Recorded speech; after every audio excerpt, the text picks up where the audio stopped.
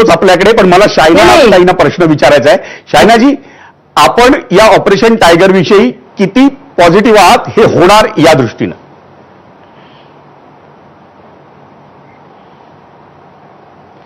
खरं म्हणजे तर ऑपरेशन टायगर तुम्ही सोडा, ऑपरेशन प्रगतीवरती फोकस करा.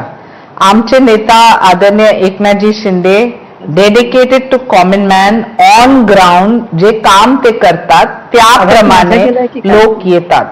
आम्हाला कोणाला पोच नाही करायचं आहे, कोणाचं पार्टीला संपवायचं नाही.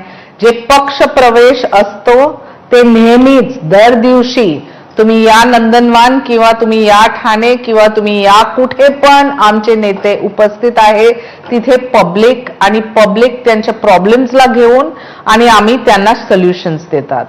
आता उबाटावरती खूप चर्चा झाली.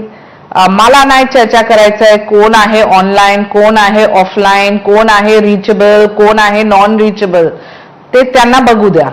आम्हाला फक्त काम करायचं आहे आमच्या महाराष्ट्रासाठी आणि आमचे नेता आदरणीय एकनाथजी शिंदे ट्रायल टेस्टेड आहे. तुम्हाला माहिती आहे की 2024च्या इलेक्शन्समध्ये वी फॉट 80 सीट्स आणि 60 सीट्सला जिंकून आले. तेव्हा लोकांनी सांगितलं अरे बघा ते नंबर्स कधी पण शिवसेनामध्ये होते का? त्यानंतर स्थानिक स्वराजमध्ये बघा जे शिवसेनाचं हे मुद्दे तर सगळे येतीलच, पण ज्या पद्धतीनं ठाकरेंच्या शिवसेनेचे खासदार एकनाथ शिंदेची भेट घेत आहेत, कधी मंत्री प्रताप पाटलांची भेट घेत आहेत, या सगळ्या प्रताप जाधवांची भेट घेत आहेत, या सगळ्या घडामोडी होत असताना तुमच्याकडे माणसं येणार नाहीत असं समजायचं का? हो, पण नक्कीच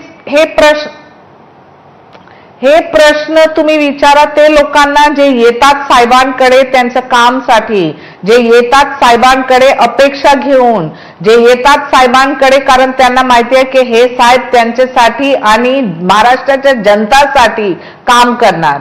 बघा महायुतीच्या नेतृत्वामध्ये आदरणीय देवेंद्र फडणवीस असो, माझे नेता आदरणीय एकनाथजी शिंदे किंवा सुनेत्रा वहिनी, एकच लक्ष आहे ऑपरेशन प्रगती आणि ते प्रगती आहे महाराष्ट्रासाठी.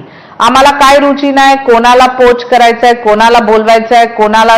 हे फक्त काम तुम्ही संजय राऊतकडेच सोडा कारण जे त्यांचे विकृत मानसिकता आहे कदाचित त्यांना संजय राऊतांचा मुद्दा आपण बाजूला ठेवूया, आपण सुषमा अंधारेंकडे जाऊया. सुषमाजी थोड्याशा गाळात काहीतरी उत्तर द्यायचंय त्यांना.